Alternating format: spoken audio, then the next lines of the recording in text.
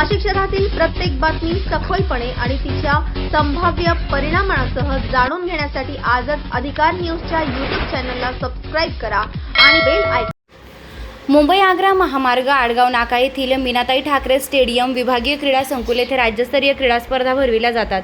शासनाने या विभागीय क्रीडा संकुलावर कोटी रुपये खर्च करून देखील इतर राज्यातून येणाऱ्या खेळाडूंना सुखसुविधा नसल्याने ते स्पर्धा घेणे देखील अवघड झाले।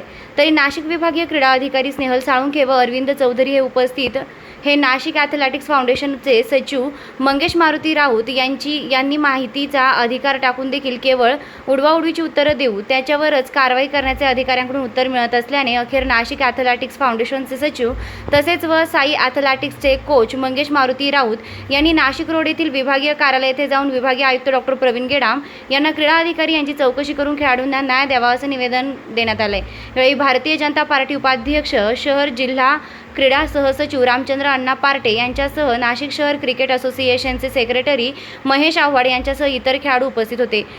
निर्भीड ज्योत न्यूजसाठी अनिल केदारे, नाशिक।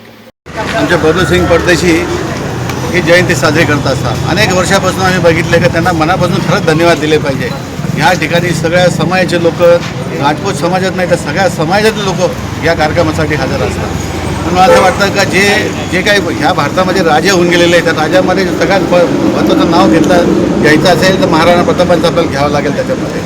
कारण त्या हळदी घाटीची लढाई असो कसं सगळ्या काय अनेक लढाई त्यांनी लढलेल्या आहे। अशा वेळेस एक वेळ त्यांच्यावरती आली का स्वतःचं काहीच राहिलं नाही, जंगलामध्ये राहिलं।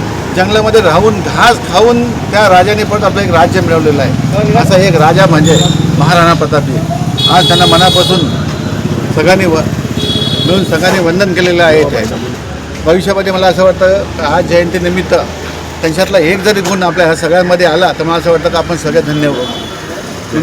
जयंतीनिमित्त सर्वांना रोप वाटपाई वल्लभभाई परदेशींनी आज सगळ्यांनी रोप वाटपाई केलेलं आहे। त्या जंगलामध्ये जसं महाराणा प्रताप राहून त्यांनी जंगलामध्ये राहून केलेलं आहे ते जंगल इथं राहिलं पाहिजे। नाशिकमध्ये सुद्धा जंगलाची काही जी तोड झाली तर तोडीपैकी एक चांगलं काय ते वृक्षारोपण झालं पाहिजे। त्या निमित्ताने बबलूभाईंनी ते वृक्षारोपणासाठी प्रत्येकाला रोपं पण दिलेलं आहे। त्यांचं पण मनापासून अभिनंदन करतो, धन्यवाद देतो। त्यांच्या संपूर्ण मंडळाला शुभेच्छा देतो। जेव्हा नाशिक शहरामध्ये महाराणा प्रतापजी यांची जयंतीचा उत्सव जे बबलूसिंगजी परदेशी हे दरवर्षी सालाबादाप्रमाणे अतिशय आनंदात उत्साहात साजरे करत असतात। त्याच्यासोबत त्यांचे सर्व पदाधिकारी संस्थेचे समाजाचे या सर्वांनी नाशिक शहरामध्ये अतिशय चांगला हा उपक्रम सुरू केलेला आहे। त्या निमित्तानं आपण बघत आहोत या मागील काळामध्ये पृथ्वीराजजी महाराणा प्रतापजी आणि संभाजी महाराज त्यांचे डोळे फोडून त्यांचा जो अपमान झाला होता आणि त्यांनी जे शौर्य गाजवलं त्यावेळेस आपण बघितलं अफगाणिस्तानामध्ये त्यांना नेण्यात आलं, पण तरी धैर्यानं त्यांना मंगोलचा ज्या पद्धतीने वध केला हे अतिशय आपल्याला स्फूर्णीय आहे आणि याच्यातून आपण काहीतरी स्फूर्ण घेतलं पाहिजे। आपल्याला जी प्रेरणा याच्यातून मिळाली आहे प्रेरणा आपल्याला तशी टिकवायची आहे आणि आपलं हिंदुत्व मजबूत करण्याकरता ते आपण या निमित्तानं आपण या महाराजांना आपण या ठिकाणी वंदन करूया। महाराणा प्रताप की